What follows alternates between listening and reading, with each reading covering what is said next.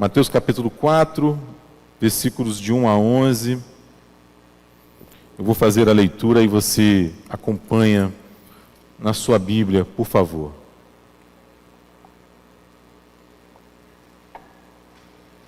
Mateus 4, de 1 a 11, diz assim: A seguir, foi Jesus levado pelo Espírito ao deserto, para ser tentado pelo diabo.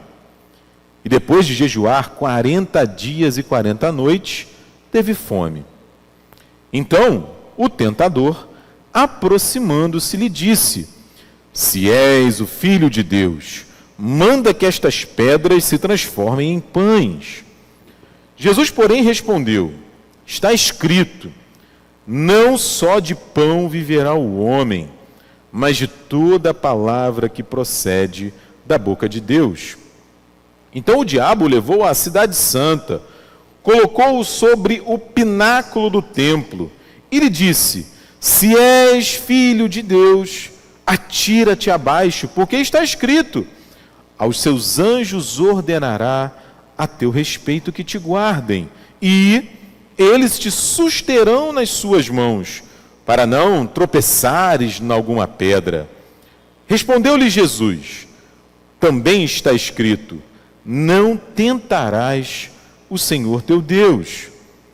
Levou ainda o diabo a um monte muito alto, mostrou-lhe todos os reinos do mundo e a glória deles, e lhe disse: Tudo isto te darei se prostrado me adorares. Então Jesus lhe ordenou: Retira-te, Satanás, porque está escrito: Ao Senhor teu Deus adorarás, e só a Ele darás culto. Com isto, o deixou o diabo, e eis que vieram os anjos e o serviram. Vamos orar? Senhor, fala conosco nesta hora através da Tua palavra. Revela-nos, Senhor, a beleza da Tua vontade. E dá-nos, Deus, mais ainda do Teu Santo Espírito para que possamos vivê-la no dia a dia da nossa vida. Faz assim, Senhor, por misericórdia, por graça, em nome do Teu Filho Jesus Cristo, Pai. Amém, Senhor. Bom, primeiro domingo do ano, né? A gente já ouviu essa referência hoje algumas vezes, ainda estamos aí meio que respirando os ares do ano novo, e eu acho que já dá tempo, né? Eu acho que já dá tempo nessa primeira semana da gente fazer um balanço das nossas resoluções de ano novo. Não sei quanto a você, é algo muito comum, eu fiz algumas, alguns planos, alguns desejos para esse novo ano de 2024. Tem gente que promete emagrecer. Eu estou bem, viu, Eduardo? Eu estou bem, essa não é mais uma promessa que eu faço, viu, presbítero? Já estou tranquilo, viu, presbítero Eduardo? Já alcancei ali, pela fé, pela fé, aquele objetivo. Tem gente que quer aprender um idioma novo, tem gente que promete ler a Bíblia, se consagrar mais ao Senhor, e aí eu quero perguntar para você, você responde aí no seu coração, como é que foi essa primeira semana? Já funcionou a dieta? Já tirou o livro da estante? Já marcou o exame no médico que você prometeu que você ia? Já venceu o sono na leitura? Já conseguiu ali ler a Bíblia? Eu espero que sim, porque, meu irmão, não tem mágica. Não tem mágica. Dizia muito bem o reverendo Cid no domingo passado. Não tem nenhuma coisa sobrenatural na passagem do dia 30 de dezembro para o dia 1º de janeiro. Não tem. Desculpe. Se não fizermos aquilo que a Bíblia nos fala, aquilo que Deus nos orienta, não tem mágica. Eu estava lendo um artigo na revista Ultimato essa semana, eu achei muito interessante, e eu quero compartilhar um pedacinho dele aqui com você. O Lissander Dias, que é um dos editores da Ultimato, e eu recomendo demais que você leia, ultimato.com.br. Ele escreveu um artigo que o título é assim: O novo sempre vem? Uma pergunta. O novo sempre vem? Nessa ideia de que não tem mágica, de que nós precisamos buscar em Deus a transformação. Porque se o novo vem, como vem? por que vem? De que maneira que chega? E aí o Lissander diz assim, olha, eu sei que é fácil evocar o novo nesses dias. Afinal, tem um cheiro de recomeço. Todo mundo quer e todo mundo gosta de novidade, não é? E num ano cansativo como foi o de 2023, para ele foi, para mim pode ter sido para você também, o que a gente mais deseja é poder recomeçar. Por outro lado, sejamos realistas. Nada muda quando nós não mudamos. Nada muda quando nós não mudamos. A MPC, Mocidade para Cristo, tem uma camisa que diz exatamente isso. Né? Vem assim estampado no peito. Tudo muda quando você muda. Tudo muda quando você muda. E aí ele faz o seguinte, olha o que ele diz. Ele convida a gente a um exercício. Na verdade, um exercício duplo. Não é? Precisamos olhar para dentro de nós e identificar os mecanismos biológicos, psicológicos e espirituais que nos fazem continuar do mesmo jeito em aspecto que precisamos mudar. Ou seja, precisamos ser realistas. Então assim, ele faz dois convites para a gente. O primeiro é para a gente abraçar a realidade de quem nós somos. Deixarmos para trás o auto-engano. Deixarmos para trás as mentiras que a gente conta para a gente mesmo. Que a gente quer acreditar, embora não sejam realidade. Fazer um exame, como o apóstolo Paulo nos convida a fazer. Olhar para dentro e ver de fato quem nós somos. O estado da vida em que nós estamos.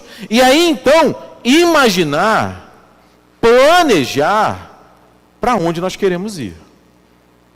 Aonde nós queremos chegar.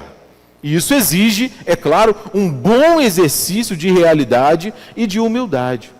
Um bom exercício de realidade e de humildade. O novo pode até vir. O novo de Deus pode até chegar na nossa vida, na nossa história. Mas é preciso dar alguns passos. E o texto diante de nós nessa noite, um texto, como eu disse, muito conhecido, o texto da tentação de Jesus, do início do ministério de Jesus, ele nos convida a fazer esses exercícios. Eu quero pensar sobre isso um pouco com você. Primeiro, a gente já percebeu o que está acontecendo. Se você está com a Bíblia aberta aí, você vai reparar. A gente está no capítulo 4 do Evangelho de Mateus. As histórias do Natal, que a gente acabou de ouvir bastante agora no mês de dezembro, elas aconteceram nos capítulos 1 e 2. Então assim, a partir do capítulo 3 a gente tem um salto temporal. O bebezinho cresceu. O bebê que mexeu no ventre de Isabel, João Batista, no capítulo 3, já é um homem feito. Está exercendo o seu ministério profético, pregando o arrependimento, anunciando a chegada do Salvador, a chegada do Messias. E de repente, quem é que chega de fato para ser batizado por João? Chega o próprio Jesus. É um momento importante, é um rito necessário. Jesus vai dizer, é necessário que eu seja batizado porque deve ser cumprida toda justiça. Ou seja, eu repito, é o início do ministério de Jesus propriamente dito. E aqui, eu já quero recolher uma lição com você. Não é? A gente está vendo um novo momento na vida de Jesus. O bebê que recebeu o presente dos magos cresceu. A criança pré-adolescente, 12 anos de idade, que ficou no templo e chamou a atenção dos sábios e deu dor de cabeça para os seus pais, cresceu. E cresceu como a Bíblia diz, Tiago, cresceu em graça e cresceu em sabedoria. Não é? Ele agora está enfrentando um novo ciclo, como a gente gosta de dizer. Não, um novo ciclo bom para você, agora também. E você já reparou quantos novos ciclos, quantos começos tem na palavra de Deus? A começar pela própria criação. Quando Deus traz à existência do nada todas as coisas. E a gente vê o começo da história do povo de Deus, a gente vê o começo da peregrinação no deserto, a gente vê o começo da construção do templo, a gente vê o recomeço do povo após o exílio na Babilônia, a gente vê o começo da igreja ali com a descida do Espírito Santo. Ou seja, por que eu estou chamando a atenção de você para isso? E por que eu estou chamando isso de uma primeira lição? Porque Deus entende de começo, gente. Deus entende de começos. Ou seja, se Ele entende de começos, se Ele tem, né, eu até anotei aqui para eu não falar errado, né, expertise. É assim que fala, reverendo. Né? Expertise, já ouviu essa? Né? Aí eu anotei, expertise, competência, habilidade comprovada, conhecimento de especialista no assunto. Que isso, hein, Débora? Tirei onda agora, né? Agora eu tirei onda. Né? Ou seja, Deus tem experiência com começos. Ele pode me ajudar, Ele pode te ajudar com os seus começos também. E aí pode ser que você tenha iniciado o ano preocupado com alguma coisa. Preocupado com alguma coisa que vai começar. Preocupado com alguma coisa que não começa. Preocupado com alguma coisa que deveria terminar. E de repente não terminou e você não tem forças nem para fazer terminar. Fale com Deus sobre isso. Porque Deus entende de começos. Deus tem expertise, experiência. E aqui, nos capítulos 3 e 4, a gente vê o começo do ministério de Jesus. E como começa esse ministério, hein, gente? Começa com um encontro nada agradável. Você gostaria de se encontrar com o diabo? Você gostaria de ter esse encontro? Deus me livre, alguém deve ter pensado aí, né? Tá amarrado, sai para lá, né? Os mais ousados, né? Talvez até tenham pensado assim, bate na madeira, né? Sai para lá, né? E é exatamente esse encontro que Jesus tem. Jesus tem um encontro com o próprio Satanás, o inimigo das nossas almas, aquele que já foi derrotado. Já foi derrotado, mas a gente vê, à luz das Escrituras, que ele ainda tem uma margem de ação. Limitado por Deus, limitado pelo poder de Deus, sim, mas ele ainda tem uma margem de ação. Né? Ainda mais nesse momento que Jesus ainda não tinha ido à cruz, ainda não tinha ressuscitado. E essa provação traz uma lição importante aqui para a gente também. O autor de Hebreus vai dizer o seguinte, Hebreus capítulo 4, versículo 15.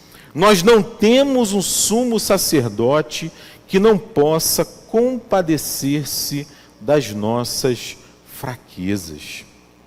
Antes foi ele tentado em todas as coisas, a nossa semelhança, mas sem pecado. Sem pecado. Ou seja, Deus entende de começos, Deus entende de provação, entende de tentação, entende até mesmo de pecado. Não por experiência própria, é claro, porque ele nunca pecou, mas ele levou sobre si os nossos pecados. Então, eu gosto muito de pensar, eu ouvi isso uma vez e gostei. Me fez muito bem, que nós temos um Deus empático. Nós servimos a um Deus que não é indiferente. Não é sem motivo que o nome dele é Emanuel. É Deus conosco. A bondade e a misericórdia dele nos perseguem. Então, assim, ele não está indiferente. E aí a gente chega nas tentações. E eu quero chamar a sua atenção, primeiro, ao ambiente. Primeiro, ao ambiente. E essa já é uma terceira lição que a gente pode recolher aqui. Não é? Quando nós somos tentados, e somos, não é verdade? Quando nós somos tentados, e quantas vezes nós não somos, nós não devemos pensar que nós fomos abandonados por Deus. Não devemos pensar que estamos sozinhos, pelo contrário, o Espírito Santo de Deus continua perto de nós. Você reparou no texto aí? No versículo 1, olha o que o Mateus fala. Né? A seguir, foi Jesus levado por quem? Não foi o Espírito Santo, não é possível isso. Não é possível, não foi o diabo que carregou Jesus. Deu uma chave de braço lá, um mata-leão, né, Davi? Tem mata-leão, não tem lá no... Deu um armlock, né? E levou Jesus... Foi isso que aconteceu, gente? Não, ele foi levado por quem? Pelo Espírito Santo. Agora, faz um exercíciozinho comigo. Lê o versículo 17 do capítulo 3. Mateus capítulo 3, versículo 17. Jesus sendo batizado, o céu se abre e uma voz do céu, do próprio Deus, diz o seguinte: este é o meu filho amado, em quem eu me comprazo. Ou seja, Jesus acabou de ouvir do Pai que ele é o filho amado de Deus. Agora ele vai para o deserto, e a gente sabe que na palavra de Deus, deserto é sinônimo de provação. Deserto é sinônimo de luta, de dificuldade. Aliás, virou até uma gíria no meio cristão, no meio evangélico, né? As pessoas, como é que está a vida? Rapaz, estou enfrentando um deserto. Já ouviu alguém falar assim? Eu já ouvi as pessoas falarem assim mais de uma vez. Estou passando pelo vale. Não é? Ou seja, é um sinônimo de luta, é um sinônimo de dificuldade. E quem é que leva Jesus para lá? O Espírito Santo de Deus. Ele acabou de ouvir que ele é o filho amado de Deus, mas ele está sendo tentado. Então eu preciso ter convicção disso aqui. Ainda que eu esteja eventualmente enfrentando tentações, enfrentando dificuldades, enfrentando lutas, eu não devo supor que Deus me abandonou. Não, Diego, isso só está acontecendo comigo porque Deus não me ama mais. Não, Diego, eu só estou enfrentando essa luta, essa dificuldade, aqui em casa as coisas estão desse jeito, o meu filho, a minha esposa, o meu marido, o meu trabalho, o meu emprego, é porque Deus está pesando a mão contra mim. Você já ouviu isso? Deus está pesando a mão contra mim. Misericórdia. Misericórdia. O Filho amado de Deus foi levado ao deserto pelo próprio Espírito Santo de Deus. Então, assim, se eu estou enfrentando lutas como o Filho de Deus enfrentou, enfrentando tentação como o Filho de Deus enfrentou, eu não estou sozinho. O Espírito Santo de Deus está comigo, está em mim, está me guiando, está me orientando. E aquele era um passo necessário no ministério de Jesus. Ele precisava enfrentar aquela tentação. E louvado seja Deus que ele venceu aquela tentação.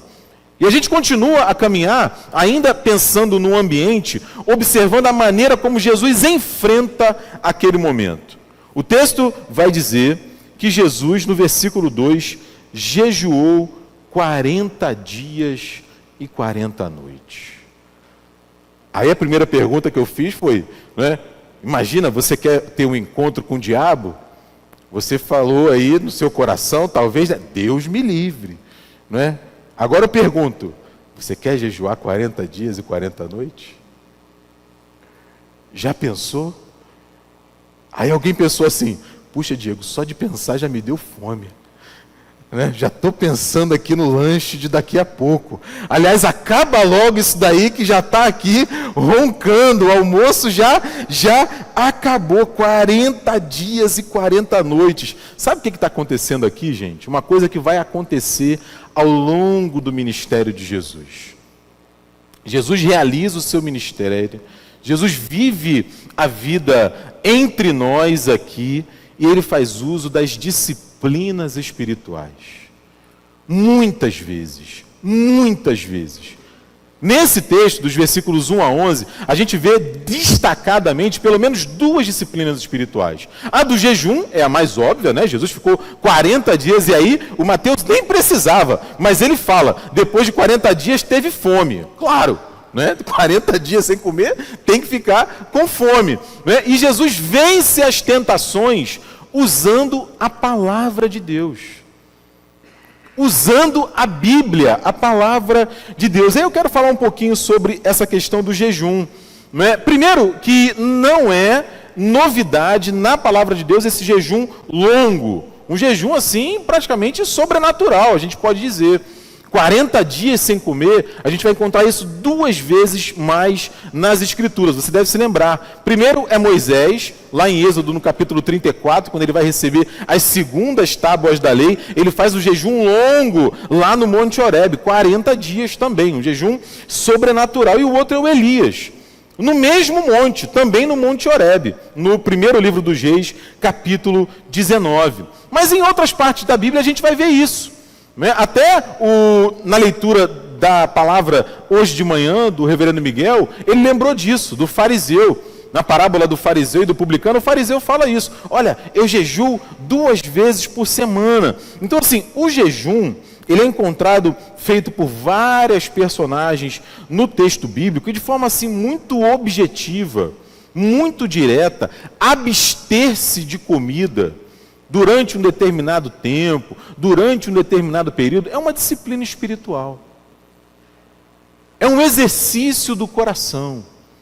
É uma maneira de nós nos consagrarmos a Deus, dedicarmos a nossa vida, o nosso tempo, a nossa mente ao Senhor, nos colocarmos numa posição de ouvir Deus falar, de perceber Deus trabalhando no nosso coração. Veja, em absoluto, eu peço a sua atenção, né? As disciplinas espirituais, como o jejum, não servem para mudar Deus. Não servem para mudar Deus. É um equívoco a gente imaginar que Deus vai ficar constrangido porque eu estou jejuando. Eu falava isso hoje, essa semana, não sei com quem. Né? Imagina, Alexandre, Deus conversando com o arcanjo Miguel. E olha lá, Miguel, eu não queria fazer aquele negócio pelo Alexandre não, mas agora ele está jejuando, agora eu vou ter que fazer. Fiquei até sem graça. Né? Imagina. Se eu não vou fazer por ele. Não, o jejum não muda Deus. O jejum muda quem? A leitura da Bíblia muda quem? Estar presente na comunidade de fé muda quem? Dedicar-se a estudar, a aprender mais sobre o Senhor, a ler a Bíblia, muda quem? Muda a mim. Muda o meu coração. Muda a minha maneira de me relacionar com Deus e com o meu próximo. E Jesus está fazendo isso. E o mais legal de tudo, sabe o que é? Jesus precisava disso? Jesus precisava se consagrar mais a Deus? Precisava estar mais íntimo do Pai? Ele não precisava, ele é o próprio Deus. Mas ele faz isso, eu gosto de pensar assim, e eu já vi algumas pessoas falando sobre isso, por 2 razões elementares. A primeira é porque ele tem prazer no Pai. Ele tem prazer de estar com o Pai. Ele tem prazer de ouvir a voz do Pai. Ele tem prazer de conhecer mais e mais, estar mais próximo ainda do seu Pai. Em segundo lugar, é claro, para nos dar o exemplo. Para nos dar o exemplo, ele nos chama a imitá-lo. Então, assim, não apenas no meu novo começo, no seu novo começo, quando nós estamos sendo provados ou tentados, mas em todo tempo nós precisamos de Deus. Nós precisamos de Deus. Por isso, eu posso praticar disciplinas espirituais. Por isso, eu preciso ler a Bíblia, frequentar a igreja, né, estudar mais a palavra do Senhor. Eu posso jejuar. Eu posso jejuar momentaneamente. Então, assim, eu preciso considerar isso. Disciplinar o meu coração, disciplinar o meu corpo, para que eu me aproxime mais de Deus nesse novo ano que está começando. E aí a gente chega, caminhando para o final, nas tentações. Então, esse é um ambiente, essa é a maneira como Jesus lida com essas tentações. E a primeira tentação é muito interessante. Né? Porque Satanás, ele faz um convite sutil para Jesus. O convite de Satanás é assim: coloque Deus em segundo lugar. Na primeira tentação. Coloque Deus em segundo lugar. Porque veja, Jesus estava com fome ou não, gente? Sim ou não? Ah, não estava não. Ele era Jesus, pô. Ele podia ficar 1 ano sem comer. Não é? Podia? O texto fala, ele estava com fome. Então qual é o problema? Você sente fome, eu sinto fome. Alguns é verdade, sentem mais fome do que os outros, mas essa é outra conversa. Né? Mas Jesus está com fome. Qual é o problema? De fazer ali um milagre e transformar as pedras em pães. Uma maneira da gente enxergar isso aqui é colocar Deus em segundo lugar. É pegar o atalho. é fazer não da maneira que Deus nos chama a fazer.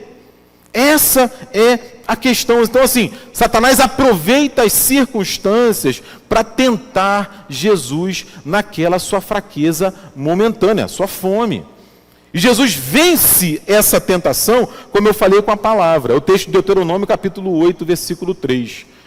Moisés está lembrando ao povo que na passagem pelo deserto, eles não seriam sustentados pela sua própria força, eventualmente pela sua capacidade de plantio ou coisa que o valha, mas pelo maná que desceria do céu. Um verdadeiro milagre. E aí ele termina dizendo isso, para te dar a entender que nem só de pão viverá o homem, mas de toda palavra que sai da boca de Deus. Pão aqui tem uma conotação de sustento, de cuidado. Jesus lembra que, assim como Israel era sustentado no deserto pelo próprio Deus, eu e você também somos sustentados pelo Senhor. Por isso ele pode, e eu lembrei bem dessa anedota aqui, desprezar o pão que o diabo amassou. Desprezar o pão que o diabo amassou. Porque Jesus, gente, confia na providência de Deus. Porque a providência de Deus sempre chega. E chega. Você viu no final do texto, no versículo 11? O diabo foi embora e quem chegou para servir Jesus? Os anjos. Por quê? Porque a providência de Deus vem. O problema é que às vezes eu quero dar o meu jeito, e isso vai piorar já já. Então Jesus vence essa tentação, porque ele não quer colocar Deus em segundo lugar, ele sabe que o sustento dele vem de Deus, e a pergunta que eu faço, óbvia, para mim e para você é, da onde vem o seu sustento? Nesse ano novo que está começando, qual é a sua confiança de onde virá o seu sustento? Naquilo que você pode produzir com as suas próprias mãos ou no Senhor? Para que você diga, como Jesus falou, nem só de pão viverá o homem, mas de toda palavra que procede da boca de Deus. A segunda tentação, a gente já ouviu bastante sobre esse texto, e eu gostei muito da maneira como o reverendo Eugene Peterson observou essa segunda tentação. Essa segunda tentação é vista por ele como a tentação, essa é ainda mais sutil, de ver Deus como um mero entretenimento, de fazer da nossa relação com Deus um show, porque você vai se lembrar, se lança daqui, os anjos vão vir, todo mundo vai ver, é possível até ter uns fogos de artifício assim por trás, aqueles anjos vindo, assim, uma coisa espetacular, todo mundo vai acreditar. Jesus se recusa a isso. E aí o reverendo Eugene Peterson diz assim, obviamente não há nada de errado em que Deus faça um milagre para o seu bem. Ora, nós não oramos por isso também? Qual é o problema? Nós pedimos a Deus milagres o tempo todo. Senhor, faça assim, faça dessa maneira, o Senhor sabe que eu preciso. E aí ele diz assim, a tentação é priorizar o entusiasmo. A tentação é ver a nossa vida como algo comum, confuso, monótono, e Deus como o responsável por transformá-la em algo emocionante. Aqui a tentação é ver Deus como mero entretenimento. É como se a nossa vida fosse feita apenas de momentos comuns, e a gente só espera de Deus o extraordinário. Só está bom quando o extraordinário acontece. Deus só está agindo quando o milagre surge. Sabe aquela coisa dos como é que é? Comentarista de culto. Já viu esse? Não tem comentarista de futebol? Comentarista de carnaval, o pessoal fica lá, a fantasia está assim, tem um comentarista do culto. Como é que foi o culto hoje? Foi bom, tive 3 arrepios. Até chorei. Na hora da mensagem eu chorei. E a pessoa esquece de um detalhe. O culto é para mim? O culto é óbvio que o culto pode ser bom, pode ser agradável, pode ser emocionante, pode ser um monte de coisa. Mas o culto é para você? É, gente. O culto é para quem? O culto é para Deus. Então, assim, se for uma coisa que não me emocionou, não foi bom. Se for uma coisa que eu não chorei, não foi bom. Se for uma coisa que eu não foi bom. Se não cantou aquela, não foi bom. E isso acontece não apenas no culto, isso acontece na vida. E é disso que o texto está chamando a atenção para a gente. E Jesus se recusa a fazer da sua vida um show. Jesus se recusa a fazer da sua relação com o Pai um show. Não, os milagres, eu disse aqui nesse púlpito, tem 2, 3 domingos, eles têm propósito, eles têm razão de ser, eles têm motivo, não é uma coisa que eu programo. Então assim, hoje eu vou ressuscitar 3 mortos. Eu vou orar aqui, Não é isso. Não existe isso. Aliás, gente, não custa lembrar, né? Aquilo que eventualmente a gente pode considerar comum é extraordinário. É extraordinário. Acordar, abrir os olhos, ver que um novo dia nasceu, levantar-se da cama, cumprimentar o seu marido, a sua esposa, ver os seus filhos, tomar café com o seu pai, com a sua mãe, ver os seus netos, sair para trabalhar, voltar para casa, ter uma casa para voltar, tomar um banho. É bom tomar banho, ainda mais no verão, agrada, né? Sobretudo os amigos, as amigas, pessoal próximo a você. Deitar, dormir. Isso não é milagre? Isso não é extraordinário? A gente precisa ter cuidado para pensar sobre isso, porque Deus não é um show. E aí a gente chega na última tentação, que é, se na primeira a gente falou de colocar Deus em segundo lugar, colocar Deus em segundo plano, né? Aqui a ideia é excluir Deus da nossa história. É excluir Deus da nossa história. Como assim? Né? Versículos 8 e 9. Levou ainda o diabo a um monte muito alto, mostrou-lhe todos os reinos do mundo, a glória deles, e lhe disse: tudo isto te darei, se prostrado me adorares. O que Jesus está sendo tentado aqui? O que o diabo oferece para ele? Governo, poder, a oportunidade de fazer as coisas do seu jeito. É ou não é verdade? Porque Jesus olha os reinos ali, e a gente vê muita glória, muito poder e tal, mas também, como é hoje, muito crime, muita injustiça, muita luta, muita desigualdade. E o diabo está oferecendo para Jesus o seguinte: faz do seu jeito, governe, faça justiça, transforme a realidade. Só tem um pequenino detalhe: sem o Pai. Porque não é isso que ele diz? Tudo isso te darei se prostrado me adorares. E Jesus vai dizer um pouquinho mais à frente o seguinte, na verdade, um pouquinho mais à frente: nós não podemos servir a 2 senhores.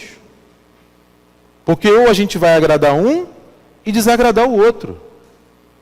Então a ideia aqui é fazer o bom sem Deus. E essa é uma tentação que ainda hoje está perto de mim e está perto de você. Veja se você não vai concordar comigo. A gente anda muito ocupado fazendo coisas boas e a gente vai excluindo Deus da nossa história. Fazendo coisas boas. Diego, sabe o que é? Eu até queria ler a Bíblia esse ano, mas eu não tenho tempo. Diego, eu parei para ler a Bíblia ontem, mas quando eu estava começando a ler, eu lembrei que eu tinha um relatório importantíssimo que eu não podia deixar para amanhã para entregar. Diego, olha, eu até queria frequentar mais a igreja, mas é que eu tenho pouco tempo. Eu só tenho o domingo para o meu descanso, e aí é difícil todo domingo estar na igreja. Aí assim, eu vou a cada 6 meses. Eu vou quando é possível. Embora eu goste muito de estar na comunhão dos irmãos, mas eu tenho tempo muito reduzido, eu preciso descansar. Descansar é uma coisa boa. Trabalhar é uma coisa boa, mas isso pode me afastar de Deus. Diego, eu queria aprender mais sobre Deus, sobre Jesus, sobre a vontade dEle para a minha vida, mas eu não tenho tempo, Diego. Eu não tenho tempo para a escola dominical, eu não tenho tempo para o estudo bíblico, eu não tenho tempo para estar no culto, eu não tenho tempo para a reunião de oração, eu não tenho tempo, eu não tenho tempo, eu não tenho tempo, eu não tenho tempo. Eu não tenho tempo. O que eu estou fazendo, gente? As coisas boas que eu faço vão paulatinamente me afastando de Deus. Coisas boas. Eu não estou falando de coisa ruim, não, hein? Não estou nem falando de coisa ruim. Coisas boas. Então, assim, adorar a Deus é colocar Deus em primeiro lugar na minha vida. E é assim que Jesus responde a essa tentação. Somente a Deus adorarás e só a Ele prestarás culto.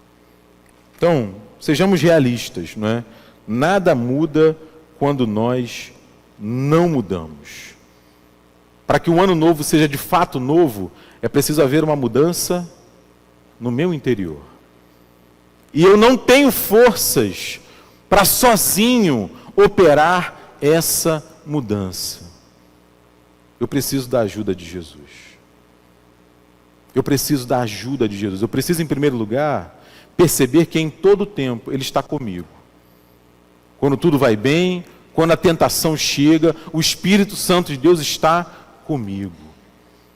Eu preciso me lembrar que existe uma forma de levar a vida cristã.